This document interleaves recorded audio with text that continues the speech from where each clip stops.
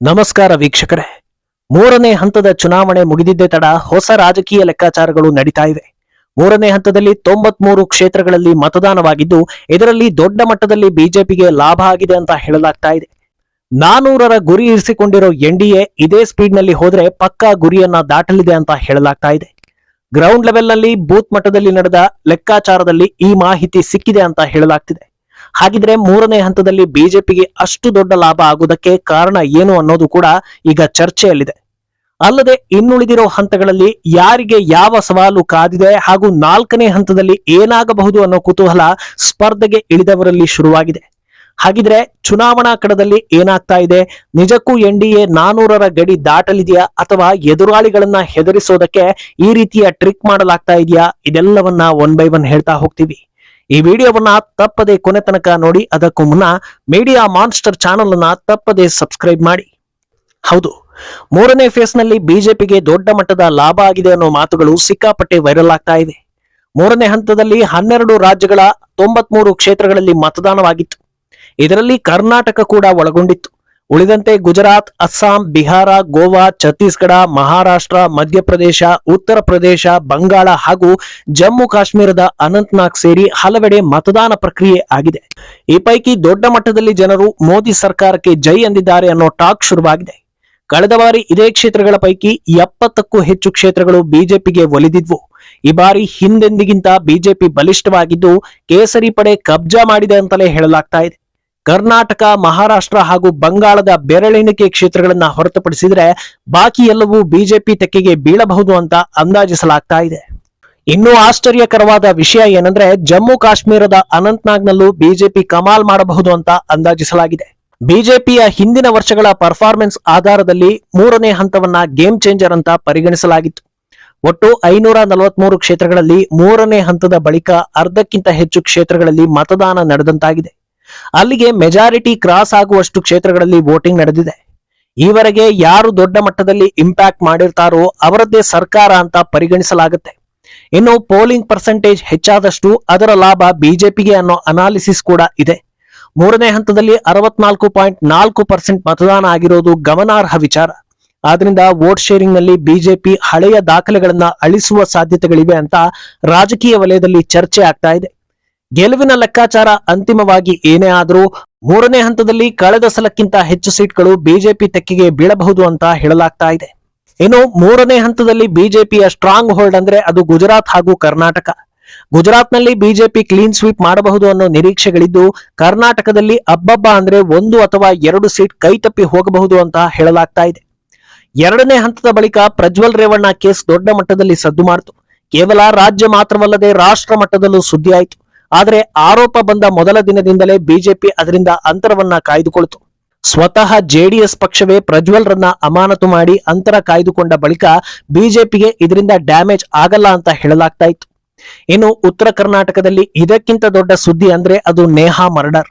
ಈ ವಿಚಾರದಲ್ಲಿ ಲಿಂಗಾಯತ ಸಮುದಾಯ, ಸಿದ್ದರಾಮಯ್ಯ ಹಾಗೂ ಕಾಂಗ್ರೆಸ್ ವಿರುದ್ಧ ರಾಂಗ್ ಆಗಿತ್ತು. ಅಲ್ಲದೆ ಈ ಕೇಸನ್ನ ಮುಚ್ಚಿ ಹಾಕೋ ಹುನ್ನಾರ ನಡೆದಿದೆ ಅನ್ನೋ ಆರೋಪವೂ ಕೂಡ ಕೇಳಿಬಂದಿತ್ತು. ಆದ್ರಿಂದ ಇದು ಬಿಜೆಪಿಗೆ ವರ್ಕೌಟ್ ಆಗಿದೆ ಅಂತ ಹೇಳಲಾಗ್ತಾ ಇದೆ.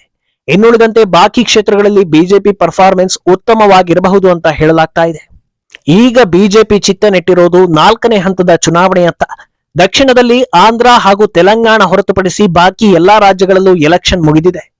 ಈಗ ಉಳಿದಿರೋ ಈ 2 ರಾಜ್ಯಗಳಿಗೆ 4ನೇ ಹಂತದಲ್ಲಿ ಎಲೆಕ್ಷನ್ ನಡೀತಾ ಇದೆ. ಈ ಪೈಕಿ ಬಿಜೆಪಿ ದೊಡ್ಡ ನಿರೀಕ್ಷೆ ಇಟ್ಟುಕೊಂಡಿರೋದು ತೆಲಂಗಾಣದ ಮೇಲೆ.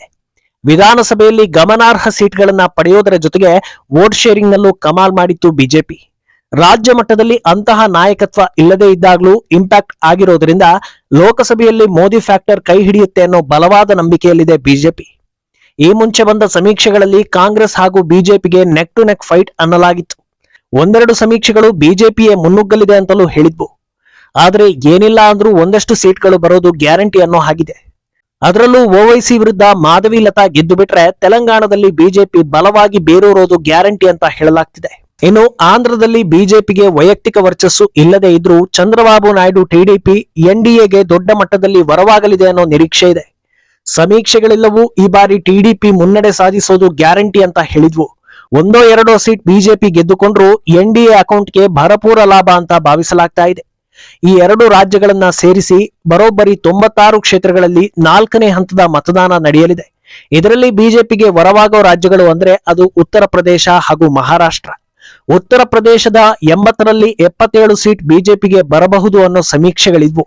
ಆದ್ರಿಂದ ಬಿಜೆಪಿ ಪಾಲಿಗೆ ಉತ್ತರ ಪ್ರದೇಶ ಸಂಖ್ಯೆ ಹೆಚ್ಚಿಸೋ ಸಂಜೀವಿನಿ ಆಗೋದು ಪಕ್ಕಾ ಆಗಿದೆ. ಇನ್ನು ಮಹಾರಾಷ್ಟ್ರದಲ್ಲಿ ಎನ್ಡಿಎ ಮೈತ್ರಿ ಗಟ್ಟಿಯಾಗಿದ್ದು ಕೈ ಒಕ್ಕೂಟವನ್ನ ಬೀಟ್ ಮಾಡೋ ಸಾಧ್ಯತೆಗಳಿವೆ. ಉಳಿದಂತೆ ಬಂಗಾಳದಲ್ಲಿ ನೆಕ್ ಟು ನೆಕ್ ಫೈಟ್ ನಡೆದ್ರೆ ಬಿಹಾರ, ಜಾರ್ಖಂಡ್ ಮುಕ್ಕಾಲು ವಾಸಿ ಬಿಜೆಪಿಗೆ ಬಂದಂತೆ ಅನ್ನೋ ಲೆಕ್ಕಾಚಾರಗಳಿವೆ. ಇನ್ನು ಇತ್ತ ಒಡಿಶಾದಲ್ಲಿ ಬಿಜೆಪಿ ಹಾಗೂ ಬಿಜೆಡಿ ನಡುವೆ ದೊಡ್ಡ ಪೈಪೋಟಿ ಏರ್ಪಟ್ಟಿದ್ದು ವಾಕ್ ಸಮರಗಳು ತಾರಕಕ್ಕೇರಿವೆ. ಒಂದು ಕಡೆ ಬಿಜೆಡಿ ಮುಖ್ಯಸ್ಥ ನವೀನ್ ಪಟ್ನಾಯಕ್ ಲೋಕಲ್ ಲೆವೆಲ್ ನಲ್ಲಿ ಸ್ಟ್ರಾಂಗ್ ಇದ್ದಾರೆ. ಆದ್ರೆ ಈ ಹಿಂದೆ ಎರಡೂ ಪಕ್ಷಗಳು ಹಲವು ಬಾರಿ ಮೈತ್ರಿಯಾದ ಹಿನ್ನೆಲೆ ಇರೋದ್ರಿಂದ ಜನತೆಗೆ ಬಿಜೆಪಿ ಮೇಲೆ ದೊಡ್ಡ ಅಸಮಾಧಾನವೇನೂ ಇಲ್ಲ. ಈ ಮಧ್ಯೆ ಪ್ರಧಾನಿ ಮೋದಿ ಸೇರಿದಂತೆ ಎಲ್ಲಾ ಬಿಜೆಪಿ ನಾಯಕರು ಈ ಬಾರಿ ಒಡಿಶಾದಲ್ಲಿ ಬಿಜೆಡಿ ಅಂತ್ಯವಾಗುತ್ತೆ ಅನ್ನೋದನ್ನ ಬಲವಾಗಿ ಹೇಳಿಕೊಂಡು ಬರ್ತಾ ಇದ್ದಾರೆ. ಆದ್ರಿಂದ ಇವರಿಬ್ಬರಲ್ಲಿ ಒಬ್ಬರಿಗೆ ಮುಖಭಂಗ ಆಗೋದು ಗ್ಯಾರಂಟಿ ಅಂತ ಹೇಳಲಾಗ್ತಾ ಇದೆ.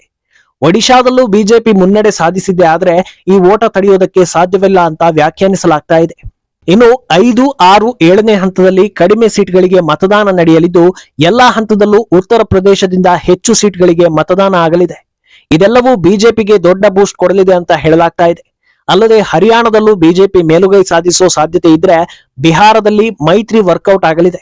ಉಳಿದಂತೆ ಉತ್ತರ ಭಾರತದ ಬಹುತೇಕ ಕಡೆಗಳಲ್ಲಿ ಮೋದಿ ಫ್ಯಾಕ್ಟರ್, ರಾಮ ಮಂದಿರ ಫ್ಯಾಕ್ಟರ್ ವರ್ಕ್ ಆಗೋ ಸಾಧ್ಯತೆಗಳಿವೆ. ಇನ್ನು ಬಂಗಾಳ ಹಾಗೂ ಒಡಿಶಾದಲ್ಲಿ ಏನಿಲ್ಲ ಅಂದ್ರೂ ಅರ್ಧಕ್ಕರ್ಧ ಸೀಟ್ಗಳು ಒಲಿದು ಬಂದ್ರೂ ಬಿಜೆಪಿ ಅಥವಾ ಎನ್ಡಿಎಗೆ ದೊಡ್ಡ ಮಟ್ಟದಲ್ಲೇ ಪ್ಲಸ್ ಆಗಲಿದೆ.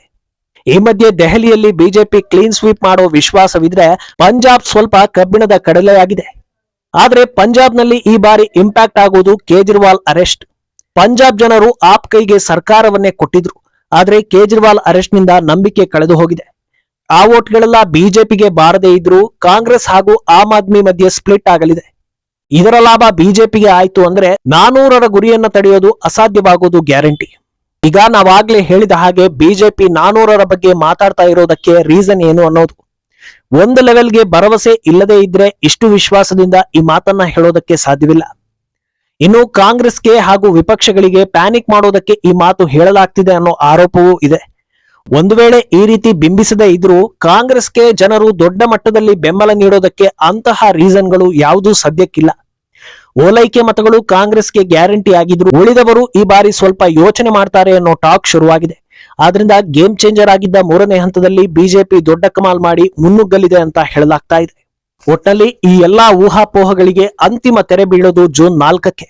ಆದ್ರೆ ಈ ವಿಚಾರಗಳು ರಾಜಕೀಯ ಪಕ್ಷಗಳು ಹಾಗೂ ನಾಯಕರ ಉತ್ಸಾಹವನ್ನ ಹೆಚ್ಚಿಸುವುದರಿಂದ ಇದು ಮತದಾರರ ಮೇಲೂ ಇಂಪ್ಯಾಕ್ಟ್ ಮಾಡುತ್ತೆ ಅನ್ನೋದು ವಾಸ್ತವ. ಈ ಬಗ್ಗೆ ನಿಮ್ಮ ಅಭಿಪ್ರಾಯವನ್ನ ತಪ್ಪದೆ ಕಾಮೆಂಟ್ ಮೂಲಕ ತಿಳಿಸಿ.